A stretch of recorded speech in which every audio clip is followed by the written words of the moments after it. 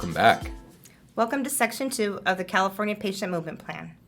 Now we're going to talk about the medical and health system description, starting with the Standardized Emergency Management System, also called SEMS. So the basic principles of SEMS are really quite simple. One, SEMS requires emergency response agencies to use basic 5 levels and then the basic components of ICS. SEMS also facilitates coordination among all responding agencies and facilitates the flow of information within and between the levels. SEMS rocks. We love SEMS. So let's kind of talk about the 5 levels of SEMS, because that's really where the health and medical system fits in very nicely. So the first level of SEMS is what we call the field level, and that is really any response assets that respond out to any sort of mass casualty incident or any sort of medical incident. Next level up is the local level, and that's really that's city government level. So if you're a municipality or a city and you have a fire department or some sort of a agency at the city level, that's where the local would be. At the operational area level, that's where you would have county level services. So you'd have your local EMS agency, your local sheriff's department, and those sorts of things. Up at the next level of SEMS is the regional level, and that's really where our mutual aid system kind of kicks in between different counties and different regions. So as you can see there, we have a little regional map. There's 6 regions in California. And then lastly, we have the state level. So that's the California Highway Patrol, Emergency Medical Services Authority, and those sorts of agencies. Now let's talk about the California Public Health and Medical Emergency Operations Manual. And this document is really kind of what we refer to as the California Public Health and Medical Bible. This really is an operational document that shows exactly how we're supposed to respond within California. One of the programs it talks about within the EOM is the Medical Health Operational Area Coordination Program, or the MHOAC program. And this program is really the point of contact and the center of gravity for the operational area. The other program that is really important within this document is the Regional Disaster Medical Health Specialist and Coordination Program. And this is really the main coordination program for the regional level.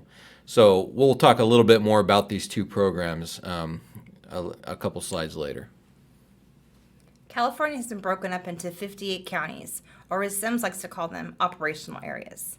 Each operational area contains a MHOAC program.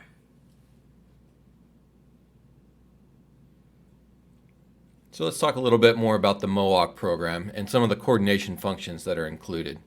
So there's 17 different functions that the MHOAC program has to fulfill. So it really can't just be one person. So we really call it, it's not just a person, it's a program. Everything including assessment of medical needs, coordination of disaster, medical and health resources, all the way down to coordination of non-fire-based pre-hospital EMS and establishment of temporary field treatment sites. The full list of the functions and the statute can be found in Health and Safety Code 1797.153. So those 58 operational areas in California have been further divided up into 6 mutual aid regions. But taking it one step further, those 6 mutual aid regions have further been divided up into administrative regions: the coastal region, the inland region, and the southern region. So how does the regional coordination look? So let's talk a little bit about that. The RDMHC program, Regional Disaster Medical Health Coordination Program, includes multiple functions, including supporting the EOM, supporting the MHOAC programs, and then developing disaster plans within the state of California, and also responding to any mutual aid requests within the state. And then the leads at the state level are the EMS Authority and the California Department of Public Health.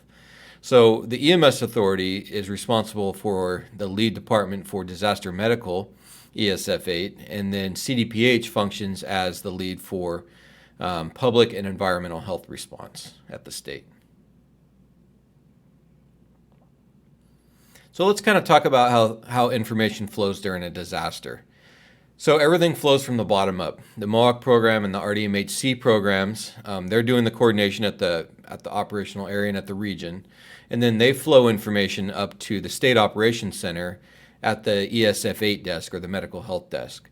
The Med Health Desk then triages that information, figures out where is the best place to route that information, and then works with the Medical Health Coordination Center, or the MHCC, to verify and assess that information and then collect it.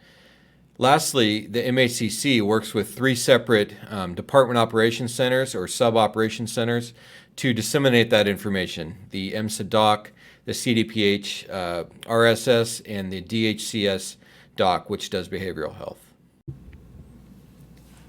This concludes Section 2 of the California Patient Movement Plan. Up next, we're going to talk about patient movement functions. Thank you. All right, sounds good.